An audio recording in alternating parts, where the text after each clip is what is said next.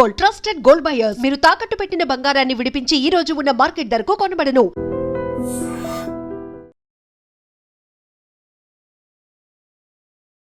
Sadly మన భారతదేశంలో manufacturing అనేది తిరోగమన దిశలో కలుస్తోంది అనేటువంటి మాటని జర్మనీలో రాహుల్ గాంధీ చెప్పారు. భారతదేశాన్ని ఓడించడానికి మన దేశంలో ఉన్న ప్రజలే కొంతమంది దీనికి సహాయం చేస్తున్నారు. మన జీడిపి చైనా జీడిపి 1990లో సేమ్ ఉండే. ఇప్పుడు చూడండి ఎక్కడున్నారు చైనా, ఎక్కడున్నాం మనం. అన్నిటికంటే ఎక్కువ మనం ఎక్స్పోర్ట్ చేసిన దాంట్లో ఇంజనీరింగ్ గుడ్స్. ఆలోచించండి, ఇంజనీరింగ్ గుడ్స్ అంటే మ్యానుఫ్యాక్చరింగే కాదా. బట్ రాహుల్ గాంధీ గారు ఏమంటున్నారు, మన మ్యానుఫ్యాక్చరింగ్ పడిపోయింది. యాపిల్ లాంటి ఒక్క కంపెనీనే $22 బిలియన్ ఫోన్లు భారతదేశంలో తయారు చేశారు, యూనిట్స్. రాహుల్ గాంధీ గారు మ్యానుఫ్యాక్చరింగ్ పడిపోయిందండి. మోదీ గారిని తిట్టాలని తిట్టేసుకుని నాకు ప్రాబ్లం ఏం లేదు, కానీ దేశంలో తిట్టక. నమస్తే, నేను Kavitha. Welcome to I dream news and నిజాలు. ఏ దేశానికైనా మ్యానుఫ్యాక్చరింగ్ అనేది ఒక బ్యాక్ బోన్ లాంటిది.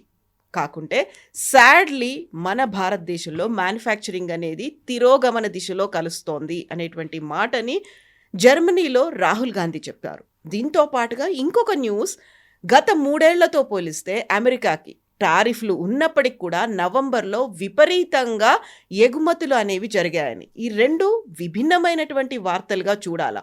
ఒకవేళ నిజంగానే మ్యానుఫ్యాక్చరింగ్ అనేది పడిపోతే అమెరికాకే ఎగుమతులు అనేవి ఎలా పెరిగాయి, ఎందుకని రాహుల్ గాంధీ విదేశాల్లో మన దేశ మ్యానుఫ్యాక్చరింగ్ గురించి మాట్లాడారు. మనతో పాటుగా ఉన్నారు సీనియర్ జర్నలిస్ట్ సురేష్ కొచ్చతిల్ గారు. సార్ నమస్తే. నమస్కారం. సో మనం రెండు విభిన్నమైనటువంటి వార్తల గురించి మాట్లాడుకుందాం. మ్యానుఫ్యాక్చరింగ్ పడిపోయింది అనుకున్నప్పుడు యుఎస్కి ఎగుమతులు పెరిగాయి, అది కూడా 3 ఏళ్లలో లేనంతగా. టారిఫ్లు ఉన్నప్పటికి కూడా ఒక నవంబర్లోనే కల్పించాయన్నది. ఈ రెండింటిని క్లబ్ చేసి చూడాలా, విడివిడిగా చూడాలంటారా? మ్యానుఫ్యాక్చరింగ్ అనేది ఒక దేశంలోనున్న ఇండస్ట్రియల్ది అన్నిటికంటే బెడ్ రాక్ అంట, మన ఫౌండేషన్, పునాది. దాని మీద అన్నీ ఉంటుంది. మీరు వాల్యూ ఎడిషన్ అంతా దానిపైన చేసుకుంటూ వెళ్తారు. చైనా ఇవాళ నంబర్ 1 పొజిషన్లో మ్యానుఫ్యాక్చరింగ్ ఉండడానికి కారణం వాళ్ళ మ్యానుఫ్యాక్చరింగ్ మీద ఉన్న స్ట్రెస్ వాళ్ళు ఒక 20 సంవత్సరాల ముందు నుంచి పెట్టడం మొదలుపెట్టారు. అప్పుడు మన చైనా మీద నవ్వుతుండే, 6 నెలలు పనిచేస్తుందో లేదో అని చెప్పేసి చైనా ప్రోడక్ట్స్ గురించి. ఇప్పుడు చైనా వాళ్ళ ఓన్ కార్స్ తయారు చేస్తున్నారు, ఈవీలు. They're EV champions of the world. యూరోప్కి అమ్ముతున్నారు, యూఎస్కి అమ్ముతున్నారు. యూరోప్కి అమ్మాలంటే ఇక స్టాండర్డ్, సేఫ్టీ స్టాండర్డ్ చాలా హై ఉండాల్సిందే. సేమ్ విత్ యూఎస్ కూడా. అంటే వాళ్ళు ఆ లెవెల్ దాకా వచ్చేసారనమాట. ఇప్పుడు ట్రంప్ ఏమో మేక్ అమెరికా గ్రేట్ అగైన్, మేము మళ్ళీ అమెరికాని అమెరికాని మ్యానుఫ్యాక్చరింగ్ హబ్గా చేయబోతున్నామని చెప్తున్నారు. కానీ ఎక్సెప్ట్ ఫర్ చిప్స్, మిగతా ఏ దాంట్లో వాళ్ళు నంబర్ 1 పొజిషన్కి వెళ్ళలేకపోతున్నారు. చిప్స్ అనగానే మన హై అండ్ వాల్యూ నివిడియా లాంటి చిప్స్ వాళ్ళది. ఇక్కడ ప్రాబ్లం ఎక్కడ వస్తుందంటే, రాహుల్ గాంధీ గారి స్టేట్మెంట్లో ఆయన భారతదేశం నుంచి బయటికి వెళ్ళినప్పుడు ఎప్పుడైనా స్టాన్ఫర్డ్ కానీ, ఆక్స్ఫర్డ్ కానీ, కేంబ్రిడ్జ్ కానీ ఎక్కడ వెళ్ళినా భారత్కు వ్యతిరేకంగా మాట్లాడతారు. భారతదేశంలో డెమోక్రసీ లేదు, భారతదేశంలో ఎలక్షన్ ప్రాసెస్ కాంప్రమైజ్ అయింది, మోదీ గారు వాళ్ళ ఫ్రెండ్స్ అంబానీ అదానీ కోసం మొత్తం దేశం అంతా అమ్మేశారు, ఇట్లాంటి చాలా ఆరోపణలు చేసుకుంటూ వెళ్తారు. దాంతో ఏమవుతుందంటే బయట ఉన్న వాళ్ళు మన మీద నవ్వుతున్నారు. ఇప్పుడు మీ దేశాన్ని ఓడించడానికి పాకిస్తాన్ అక్కర్లేదు, మీ దేశంలో ఉన్న ఆపోజిషన్ లీడర్ సరిపోతారని. ఇది మనం దురంధర్ సినిమాలో ఒక డైలాగ్ చూసాం. అజిత్ దోవల్ క్యారెక్టర్ మాధవన్ ప్లే చేస్తుంది చెప్తారు, భారతదేశాన్ని ఓడించడానికి మన దేశంలో ఉన్న ప్రజలే కొంతమంది దీనికి సహాయం చేస్తున్నారు, పాకిస్తాన్ నంబర్ 2 పొజిషన్లో వస్తున్నారని చెప్పి. అదే సంగతి ఇది కూడా. మనకు పాకిస్తాన్ అక్కర్లేదు, రాహుల్ గాంధీ చూసుకుంటున్నాడు అన్నమాట. ఎందుకంటే మనం చూసాం ఆపరేషన్ సింధూర్ జరగంగానే మన ఆర్మ్ ఫోర్సెస్ని సపోర్ట్ చేయకుండా మనం ఓడిపోయాము.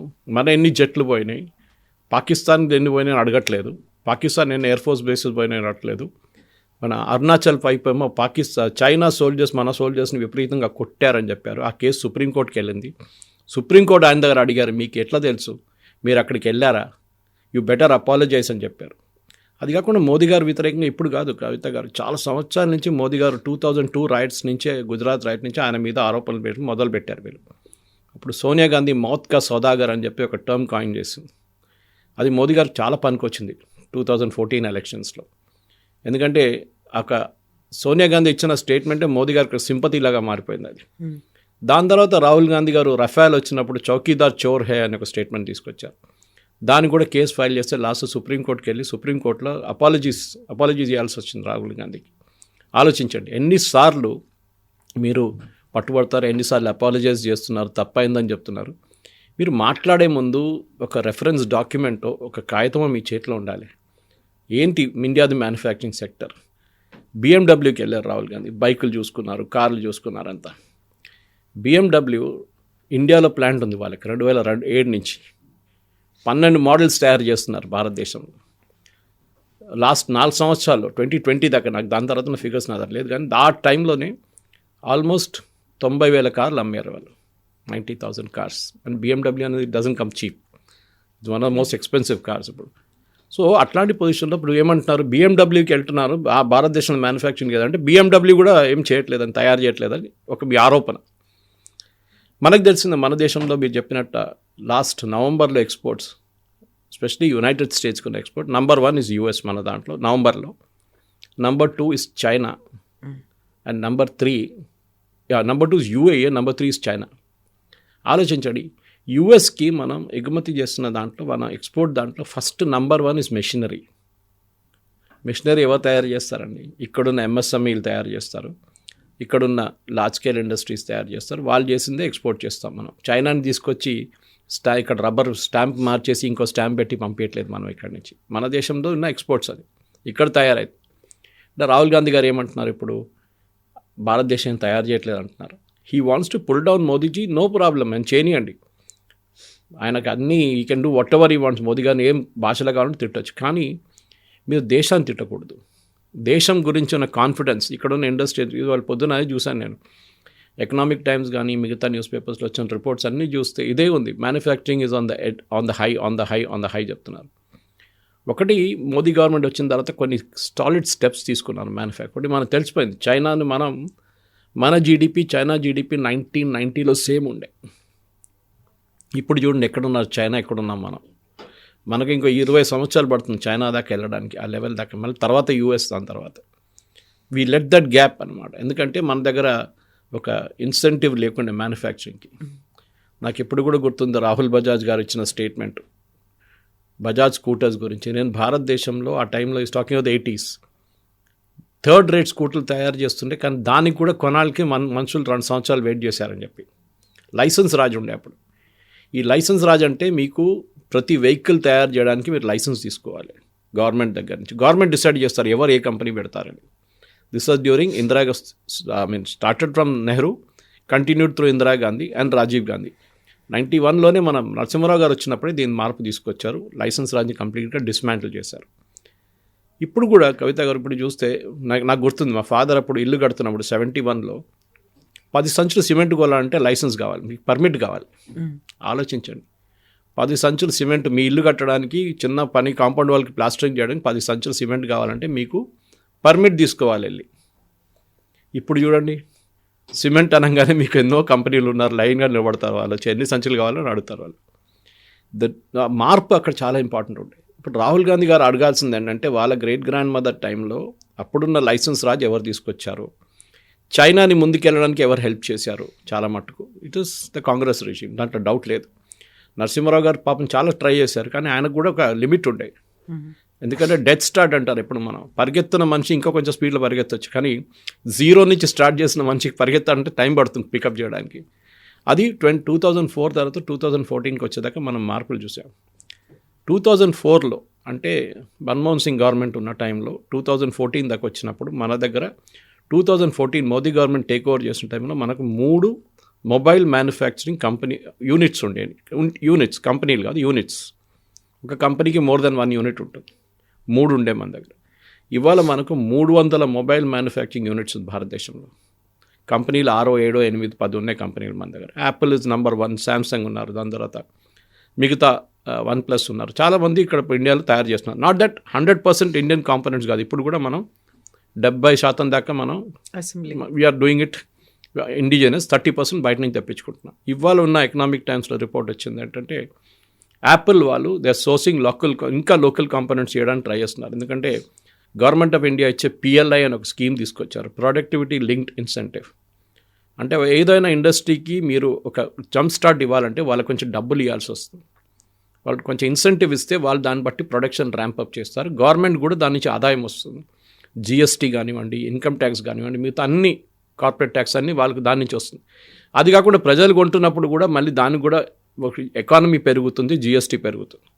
సో గవర్నమెంట్ ఇంట్రెస్ట్ పిఎల్ఐలో ఉండే, వాళ్ళు ఫస్ట్ టెలికాం ప్రోడక్ట్స్ మీద పెట్టారు, దాని తర్వాత మ్యానుఫ్యాక్చరింగ్ పెట్టారు, ఎస్ఎంఈల మీద. ఇప్పుడు లేటెస్ట్ వన్ ఏం చేశారంటే 150,000 కోట్లు 10 సంవత్సరాల గ్యాప్ టైంకి ఇప్పుడు స్టార్ట్ చేసి 2025 to 2035 దాకా R&D మీద, రీసెర్చ్ అండ్ డెవలప్మెంట్ మీద మోదీ గవర్నమెంట్ 150,000 కోట్లు పబ్లిక్ సెక్టర్ అండర్టేకింగ్స్, అది కాకుండా ప్రైవేట్ సెక్టర్ అండర్టేకింగ్స్ ఇస్తున్నారు.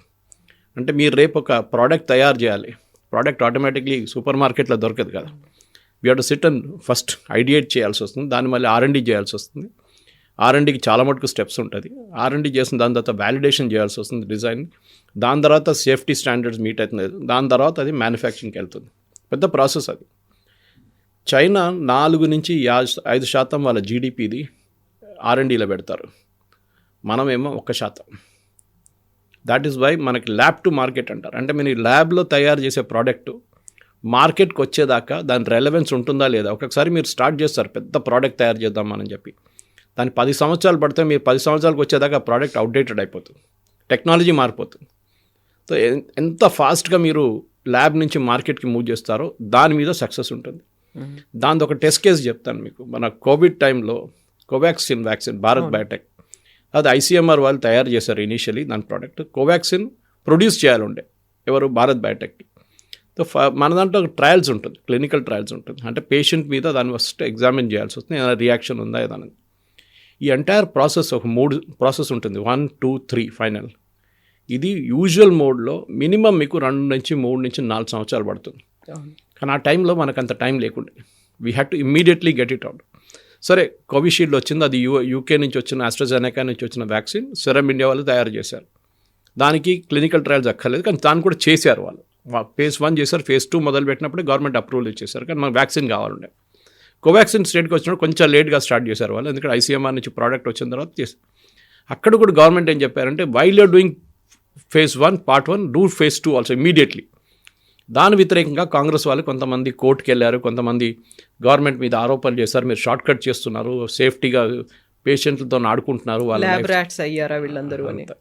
So lab to market Covaxin 2-3 నెలలు వచ్చేసింది మార్కెట్లో. అంత స్పీడప్ చేయాలంటే గవర్నమెంట్ ఇన్వాల్వ్మెంట్ ఉండాలి. సరే ఎస్పెషలీ ఫార్మా ప్రొడక్ట్స్లో రిస్క్ ఎక్కువ. మనం ఏదో కార్ తయారు చేస్తున్నట్టు ఇంకో పాయింట్ అది, దట్ క్యాన్ వెయిట్. ఒక కార్ ఇప్పుడు ఇవాళ కాకపోతే 2 సంవత్సరాల తర్వాత తయారు చేసి కూడా ప్రాబ్లం లేదు. That has to meet the safety standards, efficiency standards, BS norms meet చేయాల్సి వస్తుంది. ఇదంతా ఉంటుంది దాంట్లో, కానీ it's not a life threatening one. అదే టైంలో ఫార్మా ప్రొడక్ట్స్లో సో మన మ్యానుఫ్యాక్చరింగ్ సెక్టర్కి ఇప్పుడు ఒక ఇంపెటస్ ఇవ్వాలంటే, ఒక గ్రోత్ ఇవ్వాలంటే డెఫినెట్గా PLI స్కీమ్ చాలా మటుకు పనికొచ్చింది.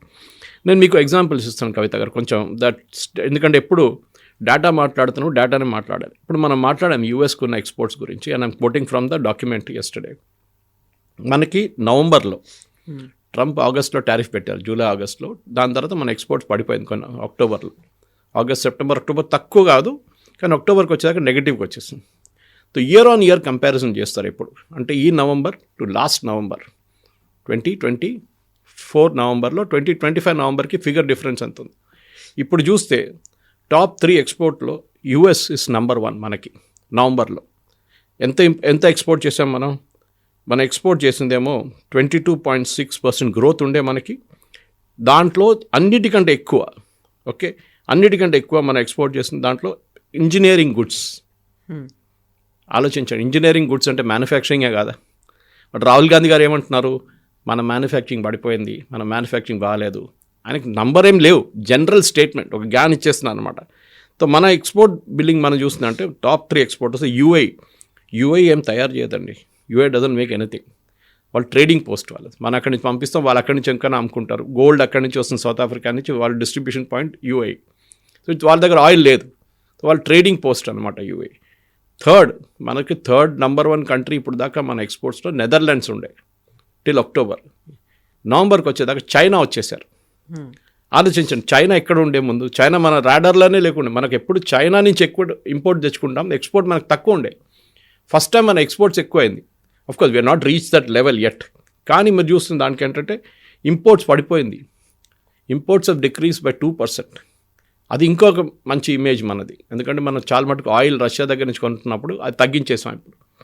సో ఈ ఓవరాల్ పిక్చర్ మీరు రాహుల్ గాంధీ చెప్పే దాని ప్రకారం చూస్తే మనం ఇక్కడ అన్ని నెగిటివ్లో ఉండాలండి. నెగిటివ్లో లేదు కదా, అంత పాజిటివ్. అది కూడా టారిఫ్ పెట్టిన తర్వాత 50% టారిఫ్లు పెట్టిన తర్వాత కూడా engineering goods are still selling in US అనమాట.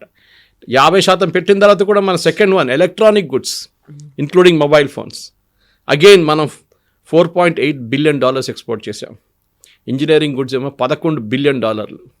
And last but not the least third position, not last కాదు, 50 ప్రోడక్ట్స్ ఉంటుంది కానీ ఫస్ట్ టాప్ 3 ప్రోడక్ట్స్ తీసుకుంటే engineering goods, electronic goods, third one petroleum. మన దగ్గర ఒక ఆయిల్ వెల్స్ తక్కువ ఉంది. మన దగ్గర ఒక బాంబే హై ఉంది, గోదావరి వైపు ఉంది. We are not a major oil producing country, but మనం $3.9 బిలియన్ ఆయిల్ అమ్మాం మనకు. అంటే ఏం చేస్తున్నాం, రష్యా దగ్గర తెప్పించుకొని మన దగ్గర జామ్నగర్లో ప్రాసెస్ చేసుకొని దాన్ని యూఎస్కి అమ్ముతున్నాం, యూకేకి అమ్ముతున్నాం, ఈవెన్ యూక్రెయిన్కి అమ్మాం మనం. So that is our business. దాన్ని చాలా మటుకు యూఎస్ ఆపడానికి ట్రై చేశారు, దానికే టారిఫ్ పెట్టారు మన మీద. Anyway will come to the figures నా, చాలా ఇంపార్టెంట్. ఎందుకంటే మన ఫిగర్ల గురించి మాట్లాడితే దీంట్లో కొంచెం లాజికల్ ఇది ఉంటుంది. ఈ మ్యానుఫ్యాక్చరింగ్లో ఎప్పుడు మనం కొన్ని ఇండస్ట్రీ బాడీస్ ఉంటుంది, ఐబిఎఫ్ అని చెప్పి ఇండస్ట్రీ బాడీ ఒకటి ఉంది. వాళ్ళు ట్రాక్ చేస్తారు ఇండియాది మ్యానుఫ్యాక్చరింగ్ ఎట్లా పోతుంది, ఎట్లా నడుస్తుంది అని చెప్పేసి. So let us now look at the thing. India is now the third most sought after manufacturing destination in the world and has the potential to export $1 trillion. ఒక $1 trillion గుడ్స్ మనం 2030 దాకా export చేయొచ్చు అని IBF వాళ్ళ estimate ఇప్పుడున్న capacity ప్రకారం. దీంట్లో ఒక నంబర్స్ మళ్ళీ ఉన్నాయి కవిత గారు. Q1 అంటే ఏప్రిల్, మే, జూన్ 26, ఎప్పుడైనా మనం 25-26 26 అని చెప్తాం మనం. ఏప్రిల్ టు జూన్ 2025లో ఇండియాస్ మర్చెండైజ్ ఎక్స్పోర్ట్స్ $112 బిలియన్ చేరుకుంది. $112.7 billion to be precise, from $110 billion, అంటే $2 బిలియన్ పెరిగింది కంపేర్ టు 25. 2030 దాకా ఇది it will go up by 17%. Global companies, for example Apple, మన దగ్గర ఫాక్స్కాన్ వాళ్ళు తయారు చేస్తారు, యాపిల్ వాళ్ళ ప్లాంట్ శ్రీపెరంబదూర్లో ఉంది, ఇప్పుడు నోయిడా వైపు కూడా ఒకటి పెట్టారు.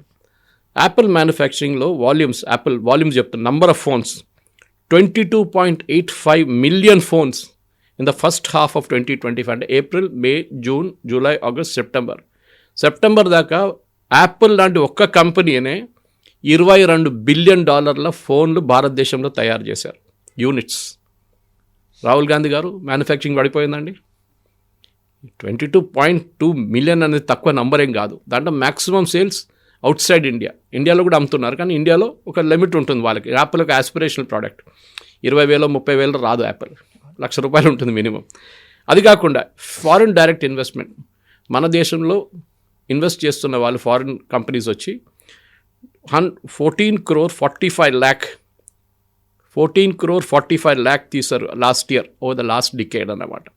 సో ఇండియాస్ మ్యానుఫ్యాక్చరింగ్ సెక్టర్లో అంత కాన్ఫిడెన్స్ ఉంది ఫారిన్ కంపెనీస్కి. 14,000 కోట్లు, 14 lakh crores increase over the past decade, 10 yearsలో పెరిగింది అన్నమాట అమౌంట్. పిఎల్ఐ గురించి మాట్లాడడం, మోదీ గవర్నమెంట్ తీసుకొచ్చాం, one of the best moves PLI. This is basically production linked incentive. దాంట్లో గవర్నమెంట్ ఆఫ్ ఇండియా ఏం చేస్తారని చెప్పాను చూడండి, మీకు ఇంకొక యూనిట్ స్టార్ట్ చేయాలి, లేకుంటే ఇండస్ట్రీ, చిప్ ఇండస్ట్రీ మీద ఇప్పుడు ఫోకస్ ఉంది. ఎందుకంటే చాలా మటుకు మ్యాగ్నెట్స్ మీద ఫోకస్ ఉంది ఇప్పుడు. So government of India incentives ఇస్తున్నారు. 9 సంవత్సరాల్లో we should be self sufficient in magnets. ఎందుకంటే మ్యాగ్నెట్స్ అంటే మనం ఏదో అనుకుంటాం, మ్యాగ్నెట్స్ని రేర్ ఎర్త్ నుంచి వచ్చిన మ్యాగ్నెట్స్ ఉంటుంది. దాంట్లో ప్రతి ఎలక్ట్రానిక్ ఐటమ్, ఈ మైక్లో కూడా ఒక మ్యాగ్నెట్ ఉంది, ఈ ఫోన్లో ఒక మ్యాగ్నెట్ ఉంది, అన్ని చిన్న చిన్న మ్యాగ్నెట్స్ ఉంటుంది. దానికి యూజ్ దానికి ఉంటుంది, సౌండ్ క్రియేషన్ ఉంటుంది, సౌండ్ ఎన్హాన్స్మెంట్ ఉంటుంది. మన ఇయర్ బడ్స్ యూజ్ చేస్తుంది. దాంట్లో కార్ విండోస్ రోల్ డౌన్ చేస్తున్నప్పుడు దాంట్లో ఒక కింద ఒక మోటార్ ఉంది, దాంట్లో ఒక మ్యాగ్నెట్ ఉంది. దాని సెల్ఫ్ ఎఫిషియన్సీ కావాలని చెప్పి గవర్నమెంట్ ఆఫ్ ఇండియా ఇప్పుడు ఇన్సెంటివ్. సో ఆ ఇన్సెంటివ్ ప్రకారం ఐఫోన్స్ నుంచి మొదలై, అంటే మొబైల్ ఫోన్స్ నుంచి మొదలై ఇప్పుడు దాకా 12 సెక్టర్స్లో మార్చ్ 2025 దాకా గవర్నమెంట్ ఆఫ్ ఇండియా 21,000 crores డబ్బులు ఇచ్చారు ఇండస్ట్రీకి ఇన్సెంటివ్గా. మీరు ప్రొడ్యూస్ చేయండి, మేము ఇన్సెంటివ్ ఇస్తాం మీకు. లేకుంటే వాళ్ళకి ఇన్సెంటివ్ లేదు కదా, ప్రొడ్యూస్ చేసి ఏం చేసుకుంటారు? వాళ్ళకి ఏదో ఎక్స్ట్రా ఇన్సెంటివ్ ఉంటే మార్కెటింగ్లో పెడతారు వాళ్ళు కొంచెం ఎఫర్ట్స్, బ్రాండింగ్లో పెడతారు వాళ్ళు కొంచెం ఎఫర్ట్స్. అది వాళ్ళ పాకెట్ నుంచి పెట్టక్కర్లేదు, గవర్నమెంట్ ఆఫ్ ఇండియా మీకు ఇస్తున్నారు అనమాట. అది కాకుండా చూస్తే ఇప్పుడు చాలా మటుకు స్టేట్స్ పాలసీ సపోర్ట్గా, తెలంగాణ చూడండి, మన దగ్గర ఉన్న డిఫెన్స్ కారిడోర్ కవిత గారు, ఇక్కడ నుంచి మన అడిబట్ల వైపు వెళ్తే రఫేల్ షెల్ ఇక్కడ తయారు చేస్తున్నారు, Rafale aircraft shell. Boeing wings, Tata Boeing తయారు చేస్తున్నారు. కళ్యాణి వాళ్ళు డిఫెన్స్ ఎక్విప్మెంట్ తయారు చేస్తున్నారు. స్కైరూట్ టెక్నాలజీ రాకెట్లు తయారు చేస్తున్నారు. ఎగ్జాక్ట్లీ. మ్యానుఫ్యాక్చరింగ్ సెక్టర్ లేదండి ఇండియాలో, పడిపోయిందా? నంబర్స్ సహా చెప్పాను నేను. సో ఈ రాహుల్ గాంధీ గారు బయటికి వెళ్తున్నప్పుడు, ఫారిన్ కంట్రీస్కి వెళ్తున్నప్పుడు ఆయన ఒక మాట గుర్తుపెట్టుకోవాలి. They are not fools. వాళ్ళకు కూడా తెలుసు మన నంబర్లు ఏంటనేది. అక్కడ ఉన్న సీఈఓస్కి తెలుసు మన నంబర్లు ఏంటనేది. స్పెషల్లీ BMW దగ్గర వెళ్ళి వాళ్ళకి తెలుసు. ఎందుకంటే వాళ్ళు కార్ మ్యానుఫ్యాక్చరింగ్ ఇండియాలో ట్రాక్ చేస్తూనే ఉన్నారు వాళ్ళు కంటిన్యూస్గా. వాళ్ళకి తెలుసు ఎన్ని కార్లు అమ్ముతున్నారు ఇండియాలో, ఎన్ని కార్లు అమ్మడబోతున్నారు. ఇప్పుడు నా again the production is being increase for all car companies. ఎందుకు? డిమాండ్ ఉందంట అంత. సో BMW దగ్గర వెళ్ళి బాగాలేదు, BMW బైక్లు అమ్ముతారు ఇండియాలో, అప్పుడు అది కూడా ఇండియాలో ప్రొడక్షన్ లేదంటే you are fooling yourself. వాళ్ళ ముందు you are becoming an objective of joke. Parliament session నడుస్తున్నప్పుడు సరే మోదీ గారు కూడా అబ్రాడ్ వెళ్ళారంటే, మోదీ గారు ప్రధానమంత్రిగా ఉన్నప్పుడు ఒక ప్లాన్ ఫైనలైజ్ చేస్తారు. అది 6 నెలలు ఒకసారి, ఒక సంవత్సరం ముందే ప్లాన్ ఫైనలైజ్ చేస్తారు. అక్కడున్న ప్రెసిడెంట్ వాళ్ళ స్కెడ్యూల్ బట్టి, అక్కడున్న ప్రైమ్ మినిస్టర్ వాళ్ళ స్కెడ్యూల్ చూసుకొని మనం ప్లాన్ చేసుకుంటాం. ఒక్కొక్కసారి నడిమిట్లో అన్ఫార్చునేట్లీ పార్లమెంట్ సెషన్ నడిమిట్లో వస్తుంది. అది పార్లమెంట్ సెషన్ ప్లాన్డ్ కాదు కదా. సో అట్లాంటి పరిస్థితుల్లో మనం మోదీ గవర్నమెంట్ ఏం చేస్తారంటే, అప్పుడు మోదీ గారు వెళ్ళాల్సి వచ్చింది, వెళ్ళారు. ఇప్పుడు ఎందుకు ఇథియోపియాకి వెళ్ళారంటే దాని మీద ఒక పెద్ద స్ట్రాటజీ ఉంది. జార్డన్తో పెద్ద టైఅప్ పెట్టుకున్నాం, ఇండస్ట్రియల్ టైఅప్. ఇప్పుడు ఇథియోపియాతో మనం ఒక ల్యాండ్ లాక్ కంట్రీ. ఇథియోపియా, కవిత గారు, is the oldest civilisation in the world, even before Christianity. Only country in Africa colonise చేయలేదు ఎవరు. ఫ్రెంచ్ వాళ్ళు యూజువలీ మొత్తం ఆఫ్రికా కాలనైజ్ చేశారు, మన దగ్గర బ్రిటిష్ వాళ్ళు చేస్తారు. ఇథియోపియాని వాళ్ళ దగ్గర చేయలేదు. ఇప్పుడు ఒక ప్రెసిడెన్షియల్ విజిట్ కానీ, ఒక ప్రైమ్ మినిస్టరియల్ విజిట్, ఏ కంట్రీ అయినా కానీ, వాళ్ళు ఆ కంట్రీ ప్రోడక్ట్లు, ఆ కంట్రీ దగ్గర ఉన్న అడ్వాంటేజ్ అమ్మడానికి ట్రై చేస్తారు. ఇప్పుడు ట్రంప్ ఇండియాకి వచ్చినప్పుడు ఆయన ఫస్ట్ ఏం చేస్తారంటే వాళ్ళ డిఫెన్స్ ప్రోడక్ట్స్ అమ్మడానికి ట్రై చేస్తారు. ఇప్పుడు సౌదీ అరేబియా వస్తే వాళ్ళ వైపు నుంచి ఆయిల్ ఇన్వెస్ట్మెంట్ ట్రై చేస్తారు, వాళ్ళ వైపు నుంచి ఎడ్యుకేషనల్ ఇన్స్టిట్యూషన్ పెట్టుకుంటున్నారు. వాళ్ళు మన వైపు నుంచి IIT బ్రాంచెస్ అక్కడ స్టార్ట్ చేయవచ్చు అని అడుగుతారు. UAEలో ఆఫ్ కోర్స్ ఉంది ఒకటి. షార్జా లాంటి ప్లేస్లో ఫర్ ఎగ్జాంపుల్ ఎడ్యుకేషన్ చాలా చాలా పెద్ద బిజినెస్ అయిపోయింది అక్కడ. అట్లాంటి ప్రతి దేశం వాళ్ళ అడ్వాంటేజ్ని అమ్మడానికి ట్రై చేస్తారు వాళ్ళు. మోదీ గారు ఇక్కడి నుంచి వెళ్ళినప్పుడు న్యాచురల్లీ మన దగ్గర ఉన్న ప్రోడక్ట్స్ అక్కడ అమ్మడానికి ట్రై చేస్తారు, అక్కడి నుంచి ఇక్కడికి వచ్చే ప్రోడక్ట్ ట్రై చేస్తారు. ఒమాన్కి ఎందుకు వెళ్ళారు అడుగుతారు. Oman again is a very close, భారతదేశంలో అన్నిటికంటే క్లోజెస్ట్ గల్ఫ్ కంట్రీతో ఒమాన్ షేక్స్ అంతా వాళ్ళందరూ భారతదేశంలో చదివారు, వాళ్ళని ఎమీర్లు వాళ్ళు. సో వాళ్ళకి ఒక ప్రాక్సిమిటీ ఉంది మన దగ్గర. సో అది మనం అడ్వాంటేజ్ తీసుకుంటాం. వాళ్ళ దగ్గర నుంచి కూడా మన ప్రోడక్ట్స్ కొంటున్నాం, ఒమాన్ దగ్గర నుంచి కూడా చాలా మటుకు. అదే టైంలో మన దగ్గర ఉన్న సర్వీసెస్ ఒమాన్కి ఆఫర్ చేస్తున్నాం. ఇప్పుడు మన దగ్గర అన్నిటికంటే పెద్ద ఎక్స్పోర్ట్ డిఫెన్స్ ఎక్స్పోర్ట్స్. మన దగ్గర బ్రహ్మోస్ లాంటి మిసైల్ మనం అమ్ముతున్నాం చాలా కంట్రీస్కి. It's the proven missile. ఇప్పుడు తేజస్ మనం ట్రై చేసాం, కానీ ఆఫ్టర్ ద దుబాయ్ క్రాష్ కొంచెం తగ్గింది ఇంట్రెస్ట్, కానీ ఇట్ ఇస్ స్టిల్ రన్నింగ్. ఇప్పుడు కూడా తేజస్ ఫ్లై చేస్తుంది ఏ ప్రాబ్లం లేకుండా భారతదేశంలో. సో ప్రధానమంత్రికి వెళ్ళడం దాంట్లో రీజన్ ఉంది. రాహుల్ గాంధీ గారు అదే అర్థం చేసుకోవాలి. The prime minister is going there to sell the products of this country. అక్కడి నుంచి వాళ్ళ వైపు నుంచి ఇన్వెస్ట్మెంట్ మన దేశం తీసుకురావడానికి అది కూడా ట్రై చేస్తున్నారు. So Jordan said we will do this. ఇథియోపియాలో మనం అక్కడ 80% ఆఫ్ ఇథియోపియా అగ్రికల్చర్ మీద డిపెండ్ అవుతుంది. మన దగ్గర 60 ఉంటే వాళ్ళ దగ్గర 80% మంది అగ్రికల్చర్ సెక్టర్లో ఉన్నారు. So totally depend. సో వాళ్ళ కోసం ఏం చేస్తున్నామంటే మనం చాలా రిమోట్ లొకేషన్స్ సోలార్ ప్రాజెక్ట్స్ పెడుతున్నాం, సోలార్ పంపులు పెడుతున్నాం. సో అగైన్ మన ఇండియన్ కంపెనీస్కి బెనిఫిట్ వస్తుంది దాని నుంచి. సో మ్యానుఫ్యాక్చరింగ్ ఎక్కడెక్కడ, ఎందుకంటే మ్యానుఫ్యాక్చరింగ్ అనేది ఒక కంట్రీది ఇండికేషన్. ఇప్పుడు ట్రంప్ అదే చెప్పారు కదా, wheel bring make America great again అని. ఎందుకంటే అమెరికా దగ్గర ఉన్న మ్యానుఫ్యాక్చరింగ్ ఎడ్జ్ పోయింది ఎప్పుడు. మన దగ్గర కూడా నెగ్లెక్ట్ జరిగింది చాలా మటుకు. ఈ లైసెన్స్ రాజ్ టైంలో 1 scooter 2 స్కూటర్లు, 1 ambassador car, 1 fiat car. దాని తర్వాత కదా మారుతి వచ్చింది, సుజుకి, థ్యాంక్స్ టు సుజుకి. దాని తర్వాత శాంట్రో వచ్చింది, హ్యూండాయ్ వచ్చారు. దాని తర్వాత ప్రోడక్ట్ ఇప్పుడు చూడండి ఎన్ని బ్రాండ్స్ ఉన్నాయి భారతదేశంలో. Efficiencies of gone up, competition పెరిగింది, బ్రాండ్ సైజ్ పెరిగింది, ఇదంతా జరుగుతుంది కదా మన దగ్గర. సో మెయిన్గా మనం ఏం చూసుకోవాలంటే మన మ్యానుఫ్యాక్చరింగ్ సెక్టర్ని MSME sector, micro small and medium enterprises, అక్కడే ఒక ఇష్యూస్ ఉన్నాయి, దాంట్లో డౌట్ లేదు. మన MSME సెక్టర్లో చాలా ప్రాబ్లమ్స్ ఉన్నాయి. ఒకటి వాళ్ళకి బ్యాంక్ క్రెడిట్ పెద్ద ఇష్యూ, ఇంకోటి వాళ్ళది పెండింగ్ పేమెంట్స్. అది చాలా మటుకు నిర్మలా సీతారామన్ గారు ఒక 3 బడ్జెట్స్ నుంచి చెప్పుకొస్తున్నారు. పబ్లిక్ సెక్టర్ అండర్టేకింగ్ ఎప్పుడప్పుడు MSME దగ్గర నుంచి ఆర్డర్ చేస్తారో మీరు payments with in a certain period of time చేయాల్సింది మీకు ఇంకా దాని మీద నో ఛాన్స్ ఆఫ్ కాంప్రమైజ్ అన్నమాట. సో అట్లాంటి పరిస్థితుల్లో మన దగ్గర ఉన్న MSMEని ఎంకరేజ్ చేయాల్సింది చాలా ఇంపార్టెంట్, దాంట్లో డౌటే లేదు. మనం కూడా చేస్తున్న MSME పాలసీ ఉంది, చాలా స్టేట్స్లో MSME పాలసీ నడుస్తుంది, చాలా బాగా నడుస్తుంది. కానీ దాంట్లో మనం ఇప్పుడు లా ఆఫ్ ద జంగిల్ అంటాం. ఇప్పుడు మన దగ్గర ప్రాబ్లం ఎక్కడ వస్తుంది కవిత గారు అంటే, ఒక హర్డ్ మెంటాలిటీ ఉంది మనకి. నాకు గుర్తుంది 92 అనుకోండి, ఆ టైంలో ఫ్లారికల్చర్ వాజ్ అ బిగ్ బిజినెస్.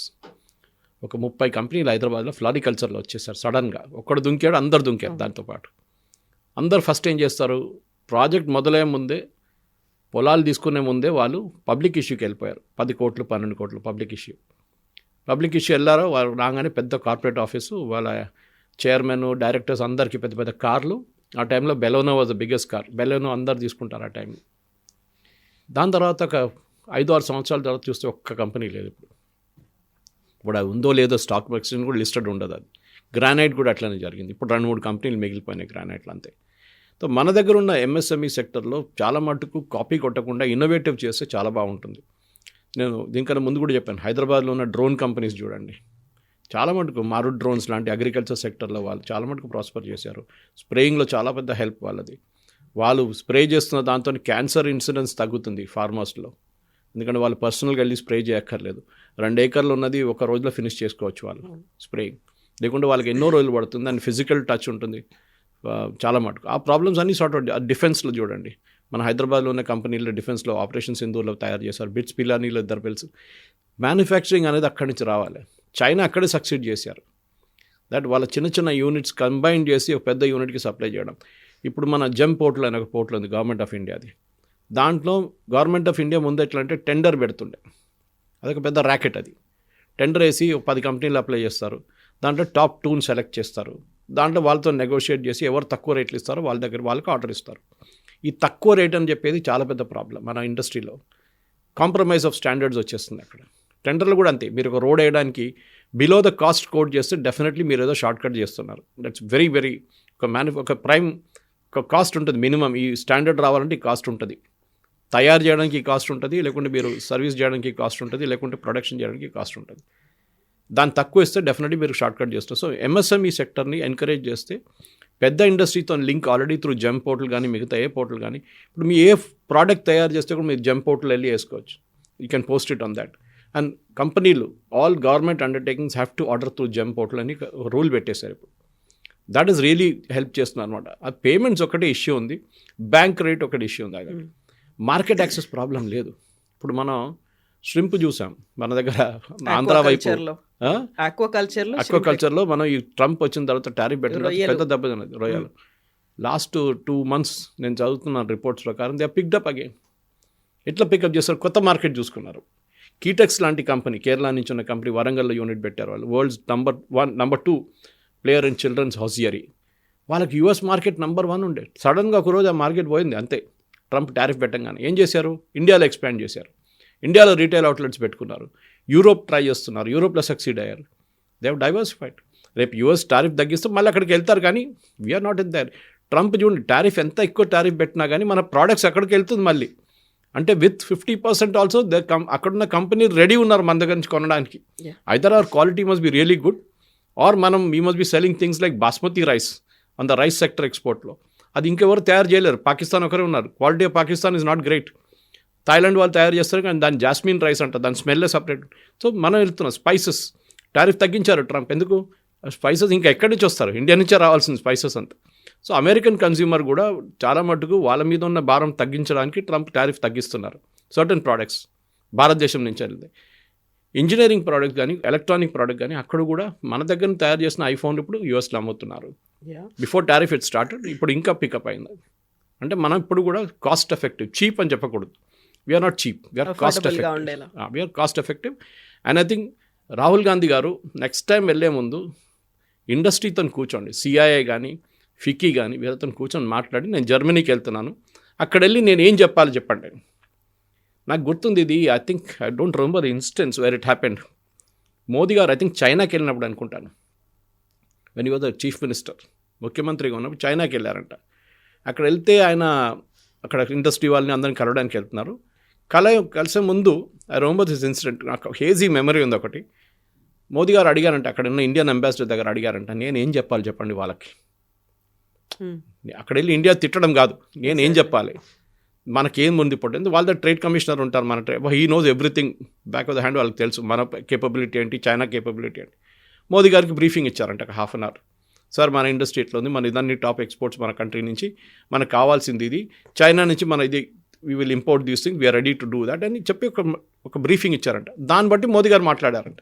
అక్కడ వెళ్ళి మోదీ గారు ఇండియన్ గవర్నమెంట్ తిట్టలేదు ముఖ్యమంత్రిగా ఉన్నప్పుడు కూడా. ఇది చాలా పెద్ద డిఫరెన్స్ అన్నమాట. That you are able to బయటికి వెళ్ళినప్పుడు ఏ దేశంకైనా వెళ్ళినప్పుడు మీరు మన ఆపరేషన్ సింధూర్ తర్వాత ఒక టీంని పంపించాం మోదీ గారు డిఫరెంట్ కంట్రీస్కి. శశి థరూర్ కానీ మనీష్ తివారీ ఓవైసీ కూడా ఉన్నారు. ఓవైసీ వెళ్ళారు. చూడండి ఎంత యాటిట్యూడ్, ఎంతో బాగా మాట్లాడారు వాళ్ళు, పాజిటివ్గా ఇండియా గురించి మాట్లాడారు అక్కడ వెళ్ళి. That is what it should be. అక్కడెళ్ళి మీ దేశం తిట్టడం ఏంటని అర్థం కాదు.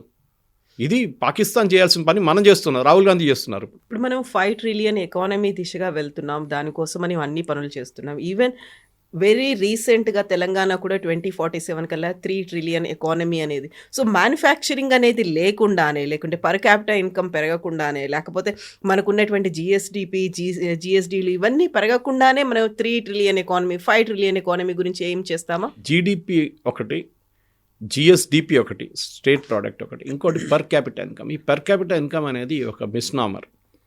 ఇప్పుడు ఏమైపోతుందంటే మన టోటల్ రెవెన్యూ ఎంత ఉంది, టోటల్ కెపాసిటీ ఎర్నింగ్ ఉందనుకోండి, ఒక ఎక్స్ అమౌంట్.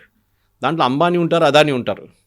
వాళ్ళది అన్ని పెద్ద ఇండస్ట్రీస్ కలిపితే 90% వాళ్ళదే ఉంటుంది, మిగతా 10% మిగతా పాపులేషన్ ఉంటుంది. పర్చేసింగ్ పవర్ ప్యారిటీ అంటారు, పీపీపీ. ఒక దేశంలో మనకిక్కడ 1 కిలో బియ్యం కొనాలంటే మనకి ఎంత రేటు, అదే బియ్యం 1 కిలో యూఎస్లో కొనాలంటే ఎంత rate. I'm just giving one example. 1 kilo oil ఇండియాలో కొనాలంటే దాని రేట్ ఎంత ఉంటుంది, యూఎస్లో ఎంత ఉంటుంది. US will be higher naturally, వాళ్ళ ప్రొడక్షన్ కాస్ట్ అయ్యి, వాళ్ళ శాలరీస్ అయ్యి, దానికోసం జీతాలు హయ్యర్ ఉంటాయి. మన దగ్గర జీతాలు తక్కువ ఉంటుంది, ఎందుకంటే పర్చేసింగ్ పవర్ ప్యారిటీ అంతే ఉంటుంది మన దగ్గర, కొనడానికి కెపాసిటీ ఉంటుంది. మన దగ్గర ఫర్ ఎగ్జాంపుల్ కవిత గారు ఒక 50,000 రూపాయలు జీతం అనుకోండి, I'm just taking a very off hand example. 50,000 జీతంలో డీసెంట్ లివింగ్ ఉంటుంది. For a guy whose earning between the age of 21 to 30, 50,000లో బతకరు. ఇంకా ఎక్కువనే ఉంటుంది, చాలామందికి 1,00,000 దాకా ఉంటుంది. అదే జీతం మీకు యూఎస్లో అయితే మీరు బతకలేరు, ఈవెన్ యూకేలో కూడా, because the cost of living is very high. Product cost high, transportation cost చాలా హై, అన్నిటికీ ఎక్కువ ఉంటుంది. సో మీరు యూ కెనాట్ లీవ్. సో దానికోసం ఏం చేస్తున్నారు, దుబాయ్ లాంటి కంట్రీస్ ఏం చేస్తున్నారంటే, మేము ట్యాక్స్ ఫ్రీ ఇన్కమ్ ఇస్తున్నాము, మీరు మా వైపు వచ్చేసేయండి, మా దగ్గర వచ్చి పని చేయండి, ఇక్కడ ఇండస్ట్రీ సెటప్ చేయండి. So that is the incentive for people to locate. ఇప్పుడు యూఎస్ నుంచి చాలామంది, యూరోప్ నుంచి చాలామంది దుబాయ్లో పనిచేస్తున్నారు. And those are foreign companies. వాళ్ళకి ఒకటే అట్రాక్షన్ ఏంటంటే, వాళ్ళ దేశంలో 30-35%, 40% ట్యాక్స్ ఉన్నప్పుడు, మన దగ్గరేమో 15% ట్యాక్స్ ఉన్నప్పుడు, అండ్ హయ్యర్ లెవెల్లో 30% ఉన్నప్పుడు, అక్కడ వెళ్తే ఆ ట్యాక్స్ ఇన్కమ్ సేవ్ చేసుకోవచ్చు. సో డెఫినెట్గా మనం at the bottom of the pyramid అని చెప్తాం మనం. ఇప్పుడు మనం టాప్ లెవెల్ కాదు చూడాల్సింది, బాటమ్ ఆఫ్ ద పిరమిడ్లో మీరు ఎంతమంది అన్ని పావర్టీ నుంచి పైకి తీసుకొచ్చారని చెప్పి మన దగ్గర రిపోర్ట్స్ ఉన్నాయి, యూఎన్ రిపోర్ట్స్ ఉన్నాయి, చాలా మటు వరల్డ్ బ్యాంక్ రిపోర్ట్స్ ఉన్నాయి. At India has డ్రమాటిక్లీ improved number of people from under the poverty line. దాంట్లో అన్నిటికంటే పెద్దది ఏంటంటే ఫ్రీ బియ్యం ఇవ్వడం. ఆ ఫ్రీ బియ్యం ఇచ్చినప్పుడు ఏమవుతుందంటే, దానికి ఖర్చు పెట్టాల్సిన డబ్బులు ప్రజలు, ఎస్పెషల్లీ బాటమ్ లెవెల్లో ఉన్న వాళ్ళు మిగతా దానికి వాడుకుంటారు, పిల్లల ఎడ్యుకేషన్ కానివ్వండి, మిగతా దానికి. ఇది మెయిన్ అండి కవిత గారు. సో మ్యానుఫ్యాక్చరింగ్ అనేది ఇట్స్ వెరీ ఇంపార్టెంట్.